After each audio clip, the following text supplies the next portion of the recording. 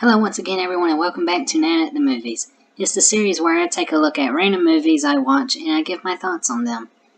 This week around, I watched a movie that gained significant attention this year. You already know from the title, but the movie I watched this week was Black Panther.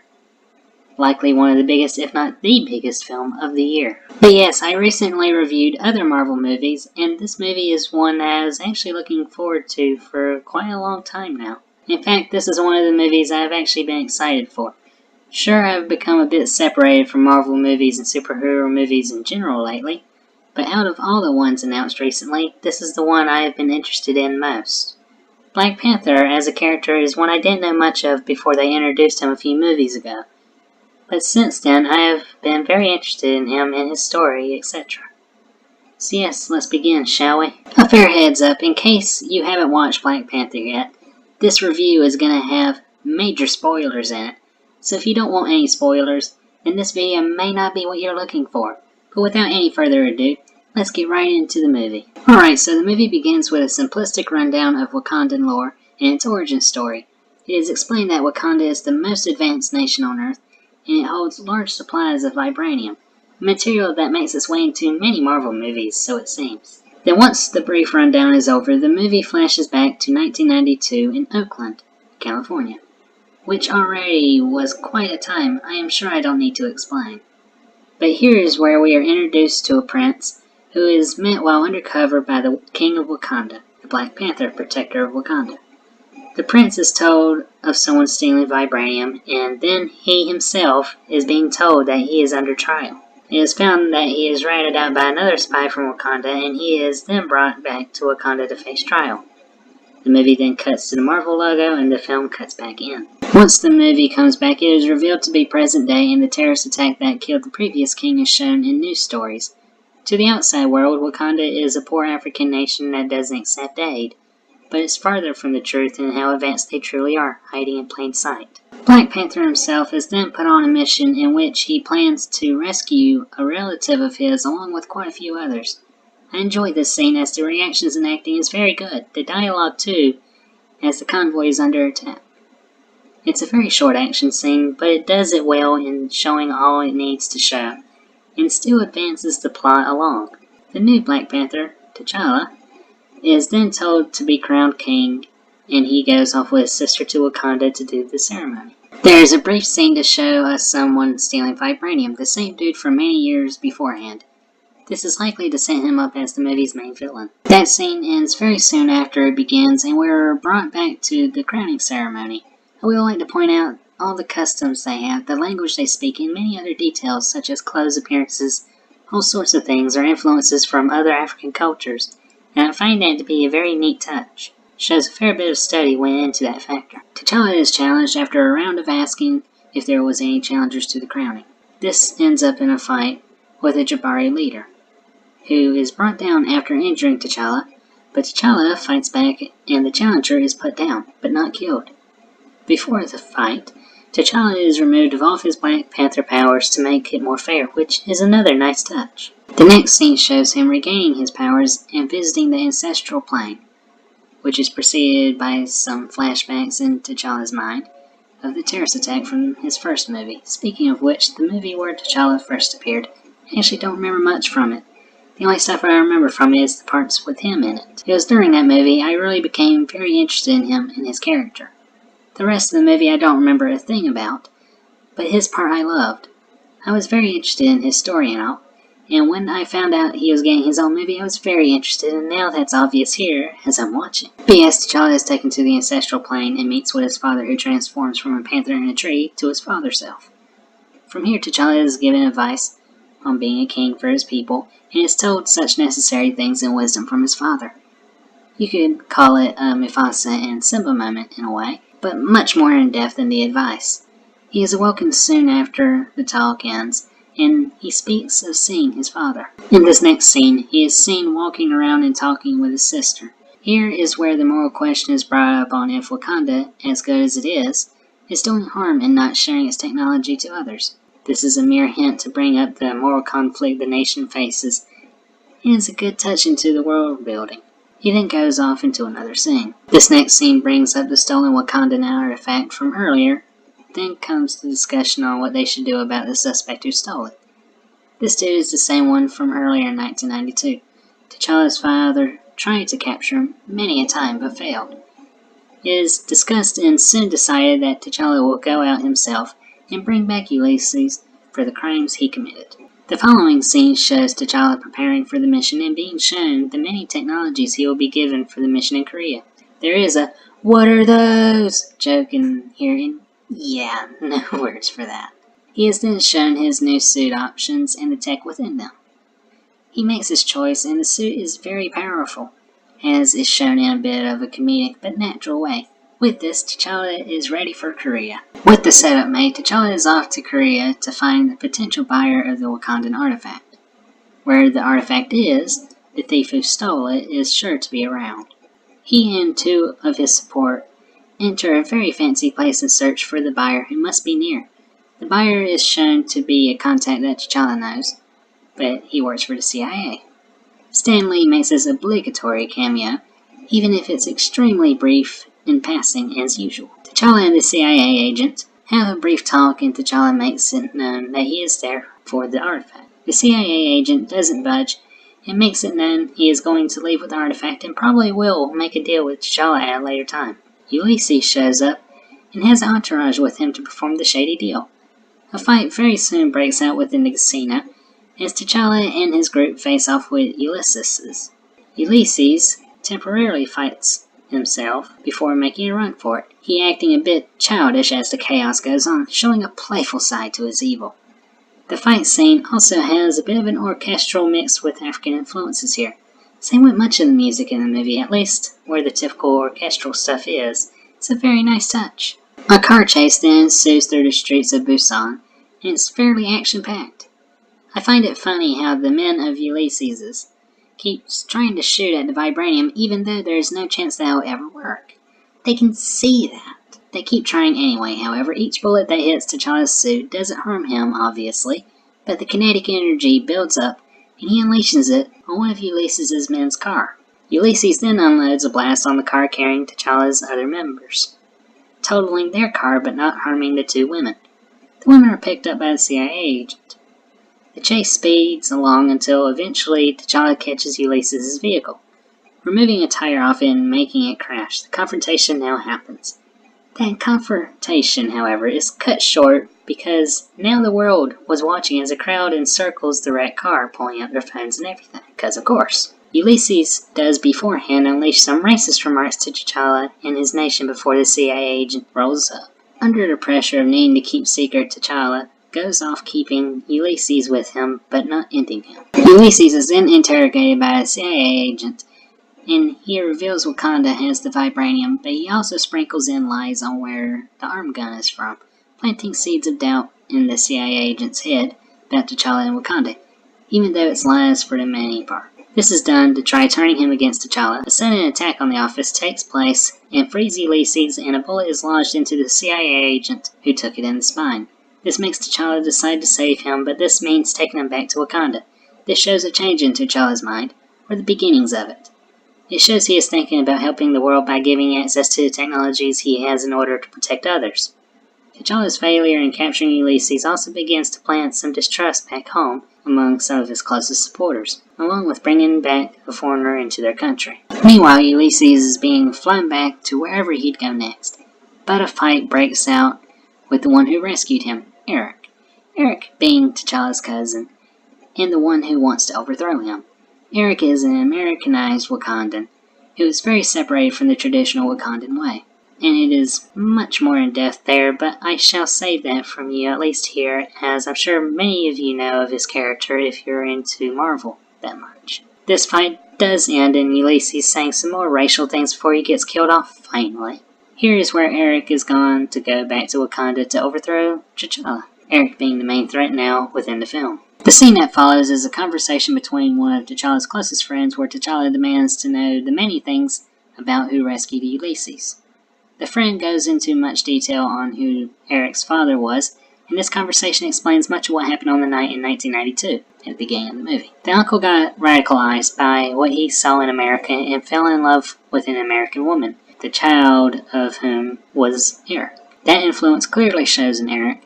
This whole tale of the event that night reveals things to T'Challa he was never told of prior. It reveals many secrets being kept from him, and sets up what his goal now was. He now knows of the threat that Eric possesses. Speaking of Eric, he comes back to Wakanda bringing the body of Ulysses, this giving him good points with a close friend of T'Challa's earlier who was disappointed by T'Challa's failure to bring down Ulysses, and is likely going to win him over to Eric's side in what is becoming more of a civil war within Wakanda. Then we cut back quickly to the CIA agent, waking up from his healing. This is where he is shown all the technological advancement of Wakanda. It is also brought via transmission to the technological overseer that Eric has arrived, and this spreads news fast to T'Challa, who is meanwhile contemplating over the news he has been told of the night in 1992. The CIA agent reveals much about Eric once T'Challa gets to the meetup, and this scene is ended within seconds to reveal a debate over if Eric is Wakandan or not, and what to do about him. This is interrupted by Eric entering this throne room, and Eric making known who he is before challenging for the throne, a challenge which T'Challa accepts, knowing all too well who Eric is by now. The challenge is accepted, and the duel between Eric and T'Challa commences. Eric is temporarily stalked by the friend who has revealed the story of what happened in 1992, but that friend is swiftly killed, and T'Challa is thrown off the waterfall. The challenge complete, and Eric now becoming the new king, Eric pretty easily beats T'Challa, and though he was thrown over the waterfall, he is alive, though the rest who witnessed the fight presume his death. This is followed with a scene where Nakia is trying to rally the best general in Wakanda to overthrow Eric. But this backfires, and now she has one less person with her as she escapes the city in order to prepare for this new overthrowing. This is followed by Eric taking the same herbs T'Challa had in order to go to the ancestral plane. He too has his flashbacks in his communication with his father. It is during this that Nakia goes underground to save one of the herbs to give T'Challa the chance to be the Black Panther again. Once awoken from the ancestral plane, Eric orders all the herbs to be incinerated so that only he can have the power, unknowing, it seems, of Nakia's little stump. This is followed by Eric revealing his plans to spread the ways of Wakanda throughout the world through the means of war. His radicalized approach being agreed on by all the elders mainly as no one can stand up to him. They know it too. He then sets up for executing this plan. Meanwhile, Nakia is out and about on the journey to Jabari in order to foster her uprising.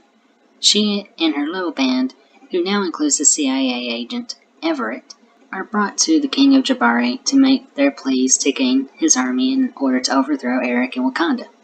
The Jabari may have been an enemy earlier on and challenger in T'Challa's challenge earlier in the movie, but they are the only hope Wakanda has left. Their king brings Nakia and her group to T'Challa, who was found by fishermen and is barely clinging to life. It is then decided the herb must be given to him in order to give him his chance to take Eric down.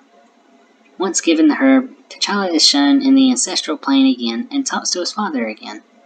Here is where T'Challa argues with his father over the decision to leave the boy Eric behind that day in 1992. Here is where T'Challa shows that he no longer must sit around, and shows he wants to help the world and give its technologies out to the world. This is quite a change from his previous thinking. He knows leaving the boy behind only made him a monster of Wakanda's own making. Thus he knows now what he must do. He is the only chance left to free Wakanda and help the world. Once reawoken, T'Challa discusses things with his family in Everett. This explains to him all the audience knew, and is a good touch instead of just assuming he knew. Basic storytelling there, well, one thing many movies lack. After the family goes off by T'Challa's orders, so he can talk privately with Jabari's king, he speaks to the king and attempts to gain the use of the army and stand as one in the face of a common foe.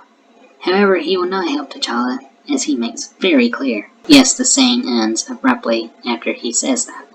Meanwhile, back in Wakanda, Eric is beginning to seize the technology of the country in order to arm the fellow men throughout the world for his cause. A nice side touch here in that the music before being African and orchestral mixed, but now with Eric on throne, the music adds trap music and hip-hop influences. A nice subtle touch, but one to show that there is a new ruler on the throne. I like that touch. Before one shipment goes out to the war dogs throughout the world, a shuttlecraft explodes and is brought to the ground. This is where T'Challa is shown to come back and is ready to make his final battle against Eric. The River Tribe is set after T'Challa to defeat him while Eric fights with the general while the rest of her forces go to aid T'Challa. Meanwhile, the rest of the shuttles take off to carry out the weapon army mission. During the battle, the leader of the river tribe is given a chance to stop this, but he orders the war rhinos, which I must say look epic. I do enjoy bits and pieces in this movie earlier allude to future events, not just in an opening scene but throughout the first act of the movie. Very subtle too, and it's very nice. T'Challa goes to fight these now, as the general woman is killed by Eric. Meanwhile, T'Challa's unit are arming themselves to fight Eric as Everett is given command of an aircraft in order to stop shipments of weapons from the world.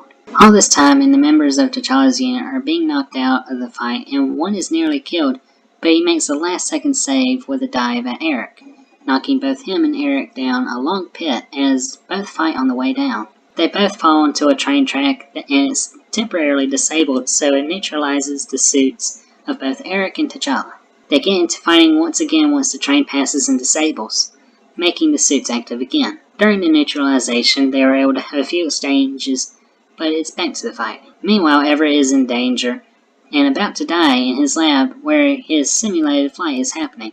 Nakia and her group are also being pressured to surrender. Suddenly, Jabari's units come charging in, he finally seeing the point of uniting together against this common enemy. Great timing too, as things were about to get very bad for Nakia's forces. This helps to swing the fight from a near surrender back to fighting capable. Meanwhile, Eric and T'Challa are back to battling as another train passes, knocking them far away as they are hit by the train. They resume fighting moments after, once again as Everett stops the last aircraft from its delivery. Meanwhile, with Nakia and her unit, the River Tribe's leader is halted by his own love, who is on the opposing side of him.